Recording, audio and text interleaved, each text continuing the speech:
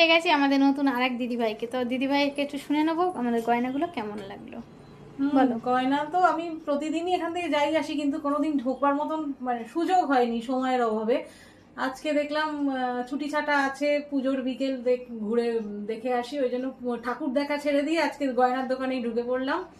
বেশ সুন্দর, আমার থেকে ছোটই হবে যে আমার ইয়ে মানে দোকানের অ্যাকচুয়ালি ইয়ে কি বলবো আর কি মালিক, কিন্তু ওর এত প্রথমত হচ্ছে প্রচন্ড ভালো ব্যবহার, এবং গয়নার ডিজাইন নিয়ে তো কথা হবে না, মানে প্রত্যেকটা ইউনিক, মানে একটা একটা থেকে আলাদা এবং ডিফারেন্ট টাইপের গয়না, মানে কি আর বলবো, এর থেকে বেশি কিছু বলার নেই। দামটা কেমন লাগলো?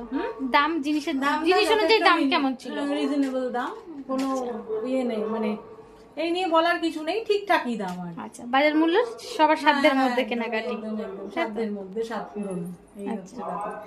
তো যারা যারা আমার দোকানে সব ভিজিট করতে চাইছো চলে এসো, কেষ্টপুর 12 তলার মঞ্জিলিস কেকের দোকানের উল্টো দিকের রাস্তার উপরে আমার দোকান। আর যারা বুঝতে পারছো না তারা এই নিচে দেওয়া কন্ট্যাক্ট নাম্বারে একবার কল করে নিই, আমরা ফুল গাইড করে দেবো। তো এই ভিডিওটাই পর্যন্ত, নতুন ভিডিও নিয়ে আবার তোমাদের সামনে হাজির হব। টাটা।